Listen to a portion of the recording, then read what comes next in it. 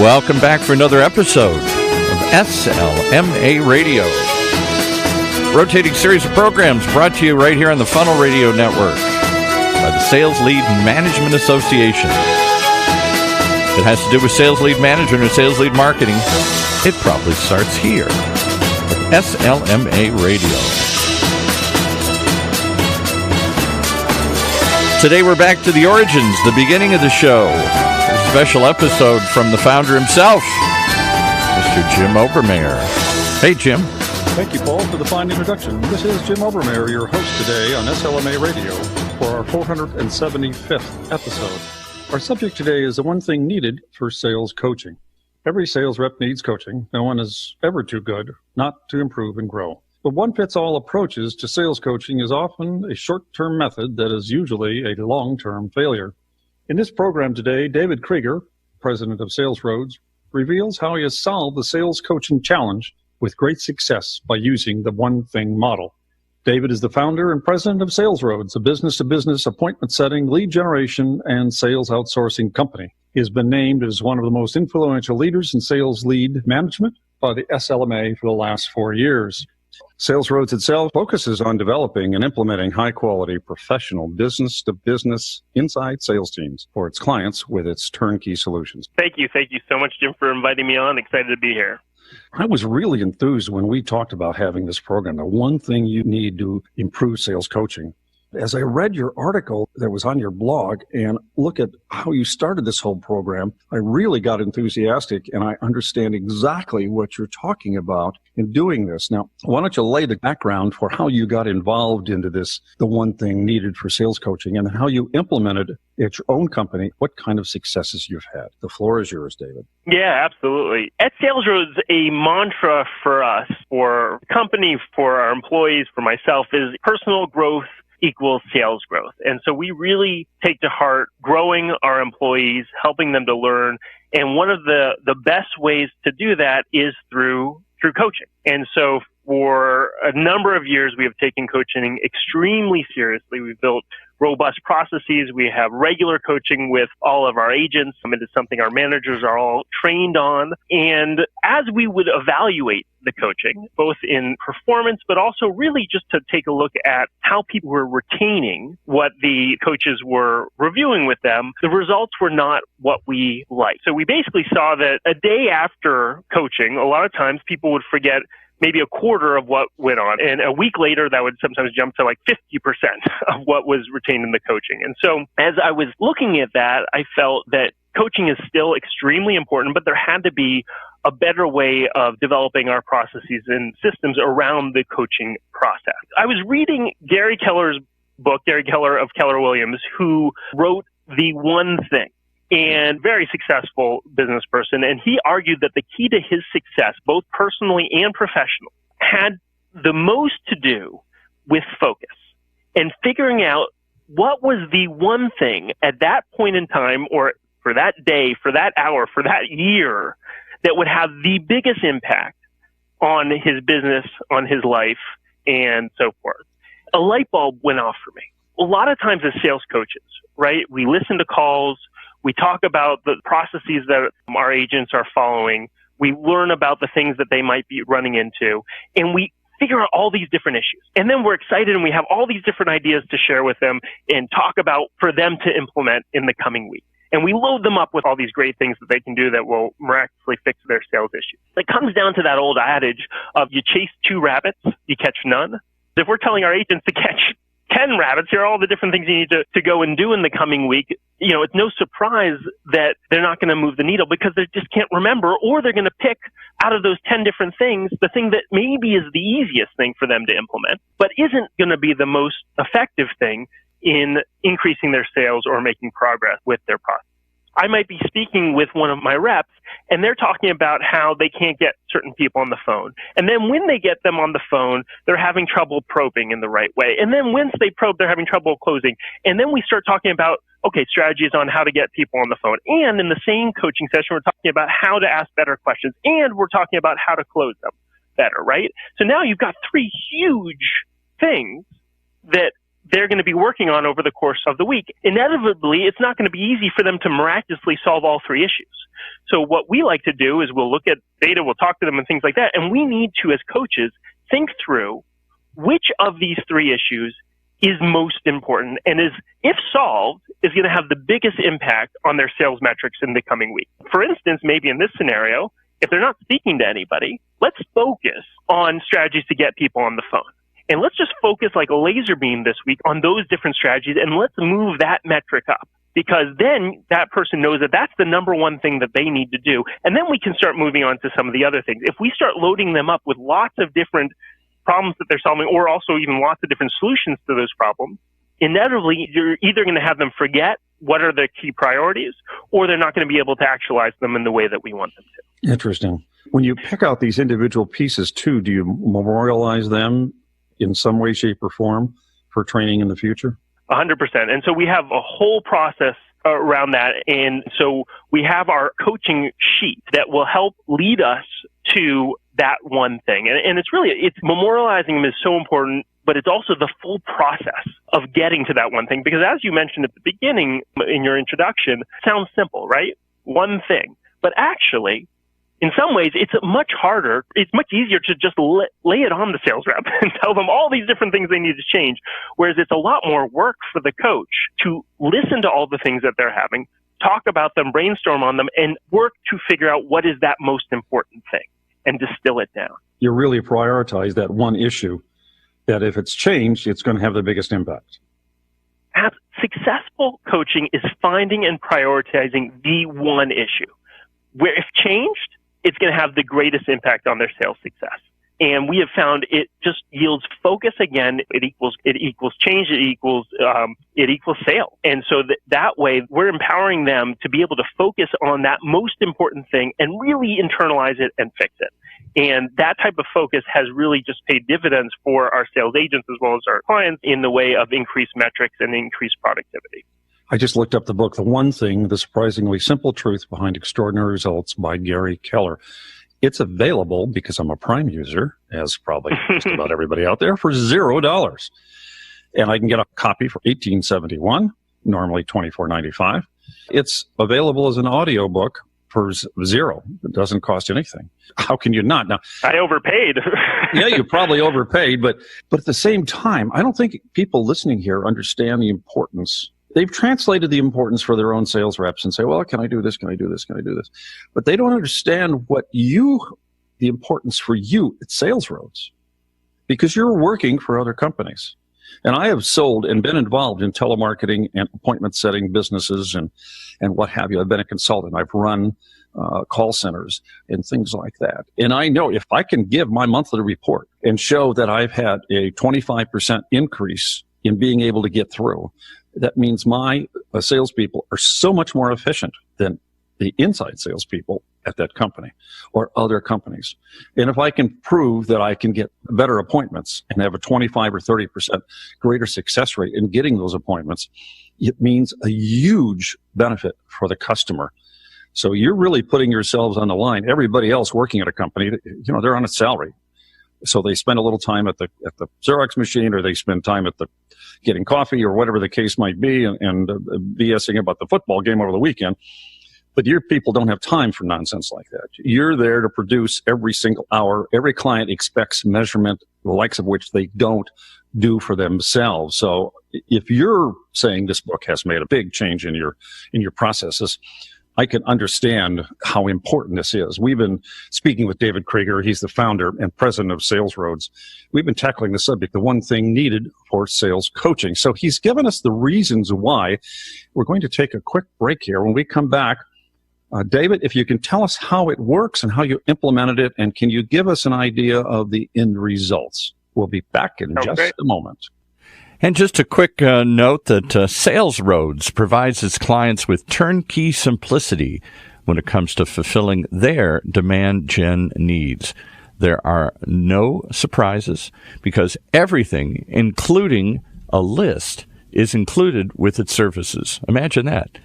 Well, May it be basic lead generation and business qualifications, all the way to professional appointment settings, even staffed webinars and sales outsourcing. All that and more is in their wheelhouse. SalesRoads has a long list of satisfied clients in its 11-year history. You can be one of them. All you have to do is visit their site, SalesRoads.com. That's SalesRoads.com. All roads lead to SalesRoads. And inevitably, we always lead back to the second half of our show here with Jim and his guest. Thank you, Paul Roberts. Paul Roberts is our announcer for all things on the Funnel Radio channel. We're tackling the subject today, the one thing needed for sales coaching. And David Kreiger, the founder and president of SalesRoads, has been taking us down the path of the book that he read, The One Thing, The Surprisingly Simple Truth Behind Extraordinary Results by Gary Keller. He's already told us why this works, this coaching process, this coaching that he has brought on for his 50 or 60 people that he's gone on the telephone, setting appointments, getting leads, being in the demand generation business, and giving clients monthly reports. So it was really important that he get this right. How long has SalesRoads been in business, David? We've been in business 11 years. 11 years. Well, you don't stay in this business for 11 years unless you're doing something right. And you don't grow unless you're doing something right. David, how does this work? How did you approach it? I know you've got a 3 or 4 step process because I've read your article and I think it's really succinct and to the point. But let's hear personally from you. Do you have leads? Did you train your leads? Do you train your sales managers? Or do you do a lot of this training yourself? And then what is the process? Yeah, so we do train all of our managers to do this type of coaching because, again, it's embedded in our organization. So we have a whole training that I did develop based upon this one thing methodology that all of our managers need to go through, complete successfully, and it's a fairly rigorous process. But basically, the process that we train on to implement this is our coaches need to go into their coaching session with a concept of what might be that one thing. What might be the big issue that this agent is struggling with by looking at some of the metrics, listening to some of the calls, and we call that their hypothesis of help, going in and thinking what is it that might be that one thing. But you'll see why we frame it hypothesis of help in a minute. We then have them start asking questions. They'll present some of the metric, but then we really think the best coaching is done through asking questions, learning about the things that they feel that they're struggling with, learning about the things they feel are going well, and continuing to basically probe, almost like you're talking to a prospect. You've got to probe in and ask lots of different questions to try to help lead the agent to uncover what the one thing is. Because if they can discover themselves and self-diagnose the issue, we think there are a lot of benefits on many different levels to them doing it. So first of all, they're on the front lines, first of all, right?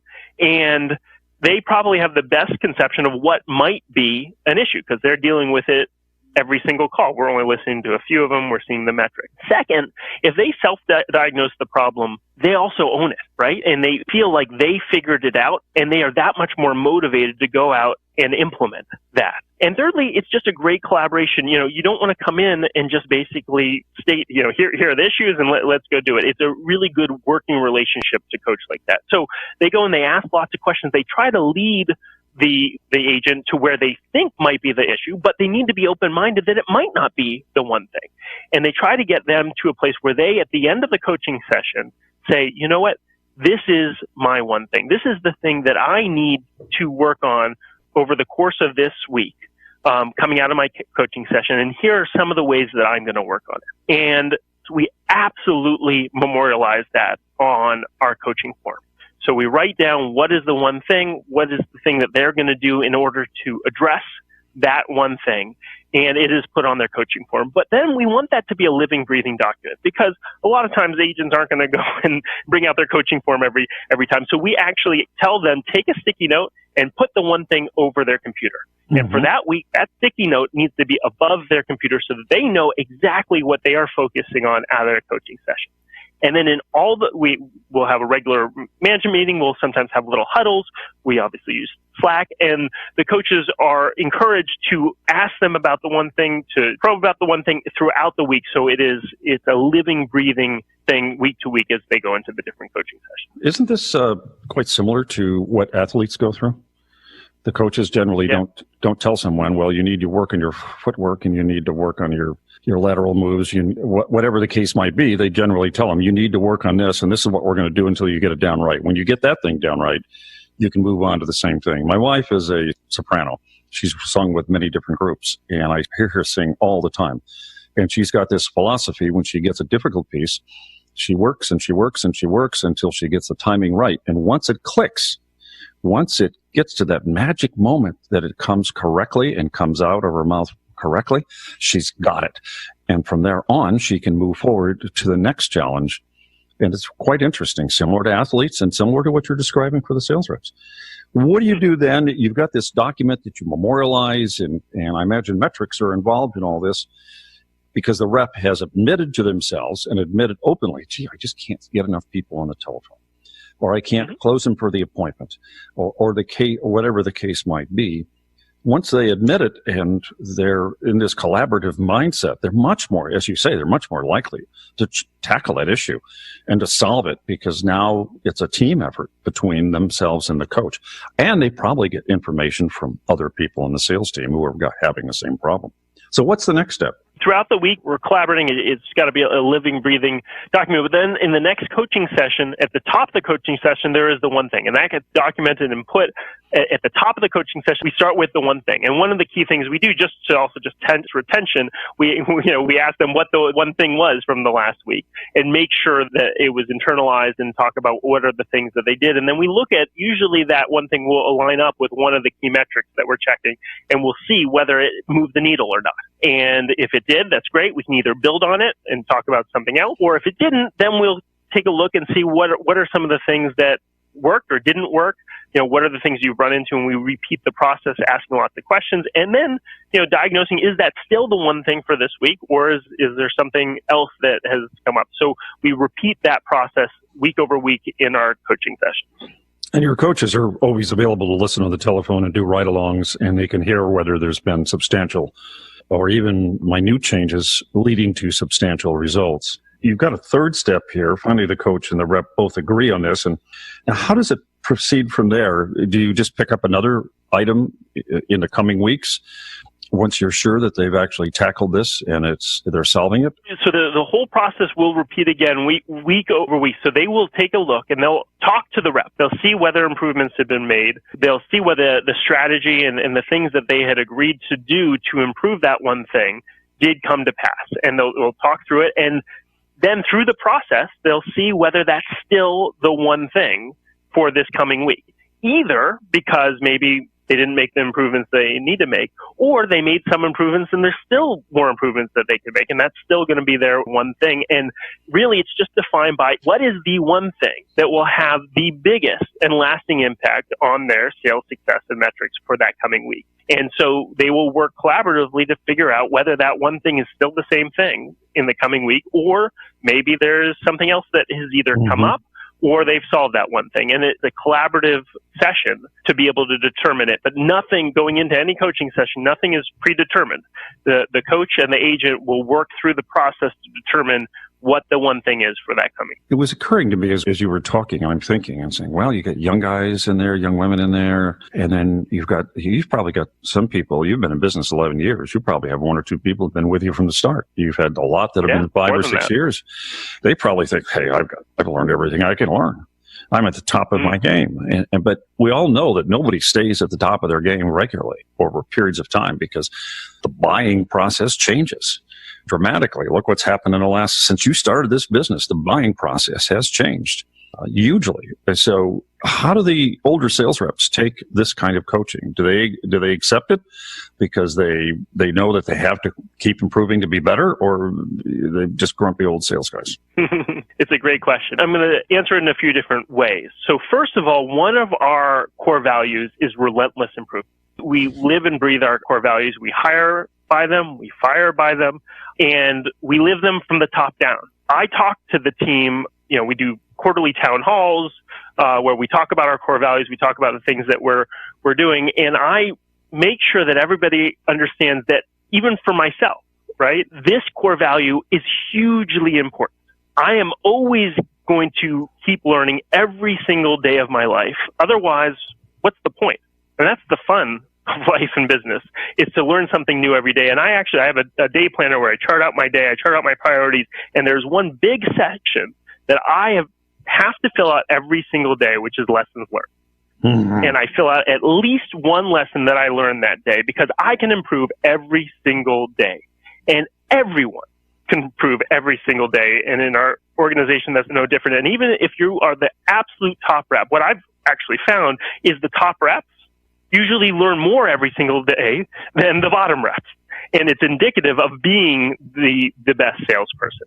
And so it's sort of counterintuitive. Some people might think I'm the best salesperson, therefore I don't have to learn. Well, actually, I think it's the opposite. If you are the best person, that means that you want to learn. And so it's a long way of answering your question, but we try to instill that core value of relentless improvement through what we say, through our actions, and make it very clear to people that this is the way to be the top person. And we show how the top people are doing that.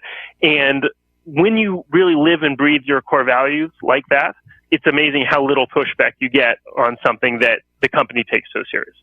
Well, when you hire under the theme of relentless improvement, no one should be surprised that this is what you live and breathe every day. And in your business, if you don't have it, because you have new clients coming aboard all the time, new types of programs, new goals by marketing, new goals by sales. You guys have not only lead generation programs, appointment setting programs, you actually fulfill the function of being an inside sales organization for some companies, right? Absolutely. Okay, so you're on the line every single day. You're only as good as the group of calls that were made yesterday. Really interesting today how you solve this problem of sales coaching and how you've taken it to the next step. I can certainly see why Gary Keller's book was so important to you. We're kind of at the end of our program today. We like having you back. You've been on our programs 2 or 3 times through the years. We'd like to see you come back some more. But in the meantime, how can someone reach you? They can go to our website, which is www.salesroads.com. Or they can always call us at 800-836-4033. 800-836-4033. Excellent. David Kreiger, thank you very much for taking your time today. I have learned a lot. I'm sure our listeners will learn a lot. And I should imagine your salespeople are quite pleased working in an organization that's so progressive. You've been great today, sharing your valuable time. Thank you.